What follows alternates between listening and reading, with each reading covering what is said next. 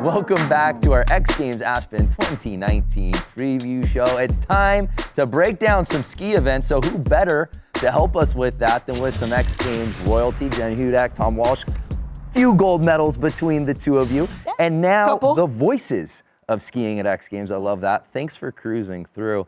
We begin with pipe. Men's ski pipe. This is always an event that brings in night one under the lights. And the story, of course, was David Wise last year. Wow, last year, that was so fun watching and calling it because, like, under the lights, first event, and, I mean, he hadn't won in 3 years. Right. He's been just kind of off the radar, off his game, and such a big year. Comes out all four-direction double corks. I've never seen it. No one's ever done it in the half pipe. Set a new standard now. And anybody else coming for him, you're gonna have to do that or better. That's the question I have. David was on a run prior to that 3-year hiatus. It wasn't just 3 years from gold, it was 3 years from a podium. Right. Yeah. So who's going to push David Wise? Well, I think it was interesting to watch last year because the attention had shifted off of Dave for a little bit. You know, it was on to the Aspen boys and who's going to do it there. And Dave came out guns a-blazing and really got it done. But we saw some exciting stuff out of Aaron Blunk earlier this year. He's got all four directions now, too. It's a slightly different run. He's got the creative switch-to-switch landing double corks. I think he's the guy that's going to be challenging David the most. It's always such a good contest. And as you said, the Aspen boys, Alex Ferreira, Torinator Wallace, they're hungry. You have 100 people in the crowd cheering for you. How can you not win? No doubt about it. So let's switch gears over to the women's side. Maddie Bowman wins another gold medal. That's exciting. But I think most of our attention is going to go toward Kelly Silderud, who will be making her pipe debut at X Games. Kelly Silderud just won the first international halfpipe competition that she's ever entered. We didn't even know she did halfpipe. I think she's skied it a few times. They don't have halfpipes in Estonia. It's not a resource she's around a lot. So to see her natural ability, I mean, watching her run, nothing even seemed hard for her. That's what stood out the most. So at 16 years young, I mean, her opportunity, her potential for growth is insane. Yeah. And she is in all three events. So halfpipe, slopestyle, big air. I mean, could be 3 golds. I mean, she is gonna certainly be favored for dominant. podiums, but potential 3 golds, that would be history making. Let's turn our attention now to the slopestyle course. We'll stay with the ladies. Maggie Voisin really burst onto the Aspen scene in 2014, has always been very good, very consistent, earned some X Games medals, but it all came together last year with their first gold. It did. I think Maggie has matured a bit as an athlete. She's really started to understand how to manage the pressure at X Games. She's come back from injuries before. The girl is now a woman, and she proved it last year. I mean, she skied so well, super consistent, and put a whole package together, and that's what you have to do in Aspen. It's not just about having the best single trick when you're in slopestyle. You have to have the best whole run. So much strategy, and I think there were a lot of girls' first attempts at double corks in slopestyle, and she came out with just a full, clean run.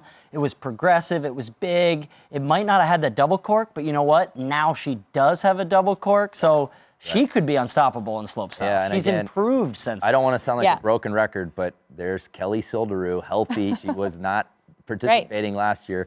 Lurking in the shadows, this 16-year-old ready to get back on top. So that'll be such a fun contest. It's going to be insane. So now we move over to the men's side. What a juggernaut of a field every single year. There's so much parity, but there's so many dominant skiers in this event. Henrik Harlow earning his very first slopestyle gold is obviously the story to tell. But when you talk about Gus Kenworthy, Oystein Broughton, Nick Gepper, it's really anyone's game. There's so much hardware in that field, and like, everybody's so talented. I mean, Henrik, you expect him to win big air. He's so good at it. He's got so many medals, but then winning slope, and now, like, I don't know if he can be beat. Everybody else is talented. Like, people ask me, oh, pick one. Who do you think? What are the odds on? I'm like, it's literally anybody's game. Like, all of these athletes in the field are so good. So it's going to be a fun course this year. A lot of rail options, a lot of ways to stand out.